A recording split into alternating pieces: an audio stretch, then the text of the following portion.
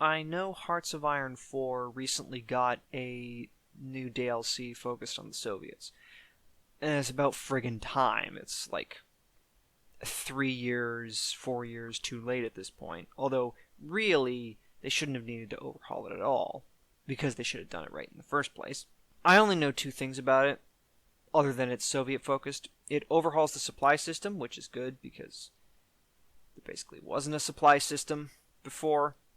Although knowing Paradox is probably horribly bugged and unbalanced, and the AI can't do it properly, which makes them even easier to defeat.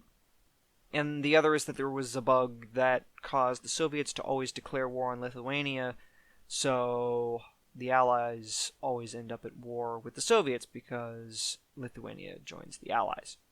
And that kind of bug is not unexpected from Paradox. They do that all the time. But the reason I don't know anything about it is because I haven't been keeping up with it anymore. Because for a couple months now, I've had Hearts of Iron 4 uninstalled, and I don't plan to ever reinstall it. Because I have gone back and forth from and to this game. You know, getting frustrated with it, leaving it alone, and then coming back later and seeing if I can make it work.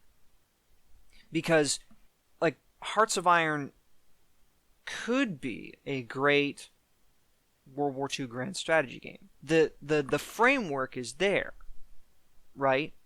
Hearts of Iron 4 is supposed to be the more intuitive, user-friendly, noob-friendly version of Hearts of Iron, because Hearts of Iron 3 was this micro nightmare that hopefully they never do that kind of thing again, because I really don't care to spend hours reorganizing my order of battle before I even start the damn game. But ironically, they've taken it too far in the other direction.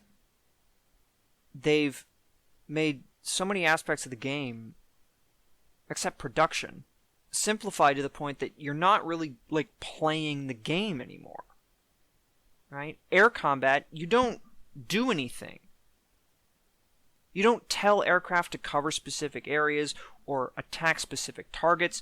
You just tell them to operate in a general area, and their effectiveness in that area is determined by whether the planes have the range to cover the area, rather than just making them only operate within their effective range, which not only makes no sense, but also means that you don't really do anything in air combat. You simply make planes and assign them to very large sections of the planet, and then just leave them there doing their thing. Naval combat is almost the same. You can move ships around individually, but given that convoys don't appear on the map, and the AI has a damn hard time finding you if you don't use missions, because it can only use missions. It can't move ships around manually.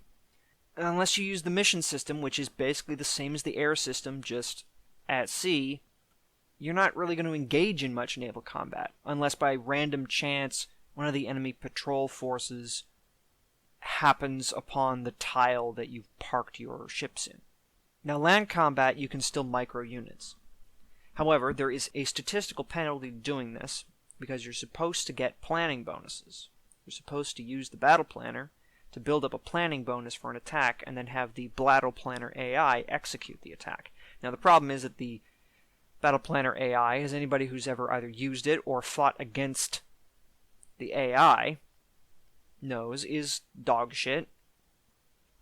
It doesn't know how to conduct a battle properly.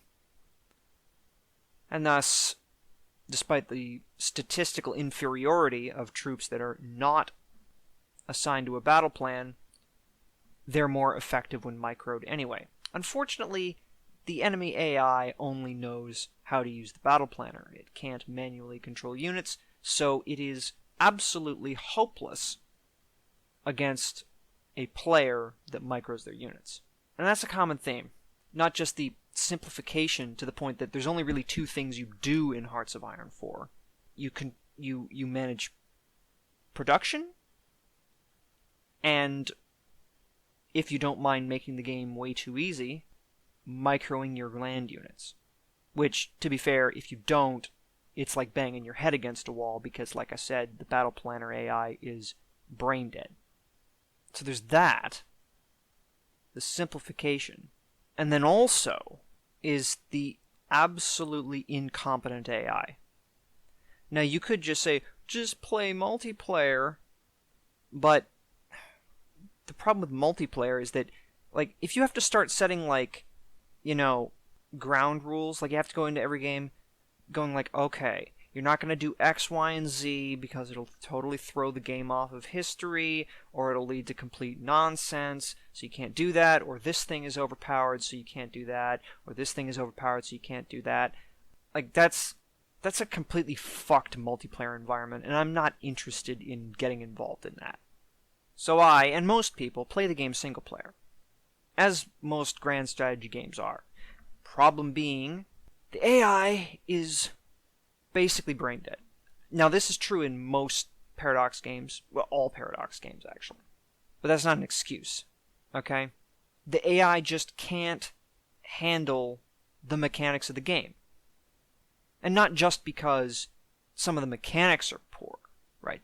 Forcing them to use missions for air and naval units, forcing them to use the battle planner for ground combat, those are bad decisions. But stuff like production, division templates, ship design, factory allocations to different sorts of equipment.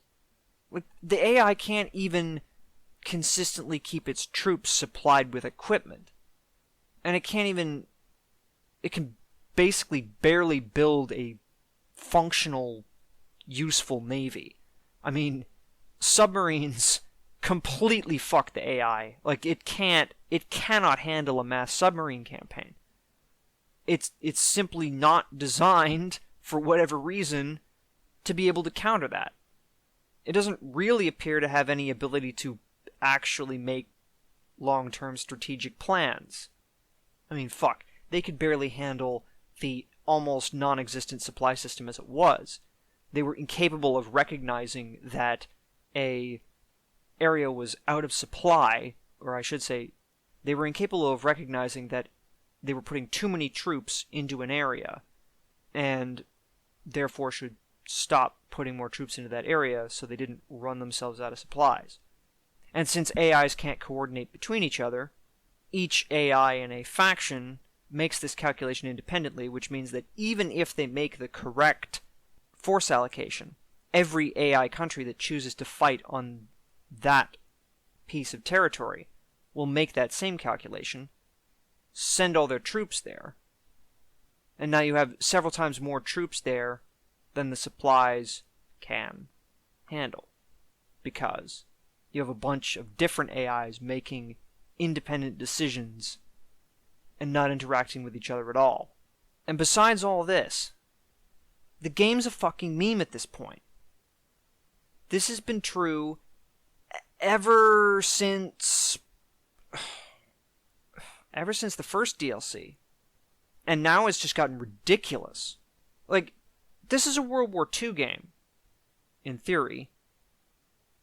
You shouldn't be able to fucking reform Byzantium. And nobody should be trying to reform Austria-Hungary or the Ottoman Empire. Those just collapsed. It makes no sense. They're not even pretending to be historically plausible anymore. It's like, because they hadn't yet decided they were going to make Victoria 3, they decided that everybody's, like, 19th century alt history imperialist wacko shit needed to be crammed into Hearts of Iron, because Victoria 2 was too old. And so that's what it is now. It's gotten to the point where even if you set the game to historical settings, shit that is ahistorical happens all the fucking time. Because the game is not being designed to be historically accurate anymore. Because there's too many nationalist LARPers who get off to being able to conquer the planet with their country. Or whatever, previously existing country or empire that doesn't exist anymore they wish they could have, lived in. right? Is it not a sad state that we're in where the devs would rather put effort into giving the Japanese Empire a path to becoming communist? Let me repeat that. The Japanese Empire becoming communist than fix, what was going on at the time around Waking the Tiger and Man the Guns. Oh yeah, the carrier air bug. The bug that made carrier aircraft completely worthless and unable to stop land-based aircraft, making carriers totally worthless. That was in the game for over a year, if I'm not mistaken. But no.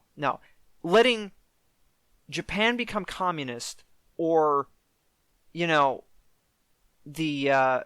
Ma clique take over China, or Nazi Germany become democratic, that's more important than making aircraft carriers work in your fucking World War II game.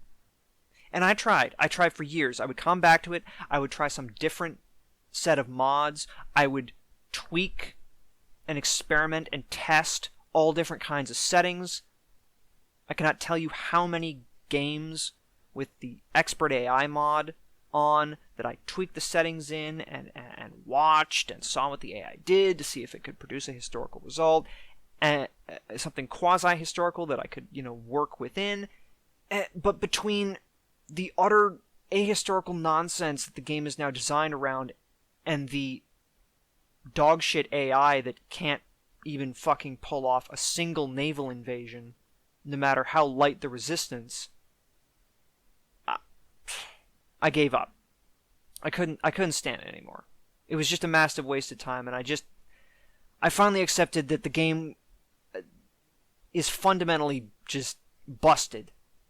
And both technically it's a bug-ridden, glitch-filled mess, and also design-wise is a dumbed-down alt history LARP map painter, basically. And I'm not going to get my authentic World War II reenactment from it. So I gave up on it.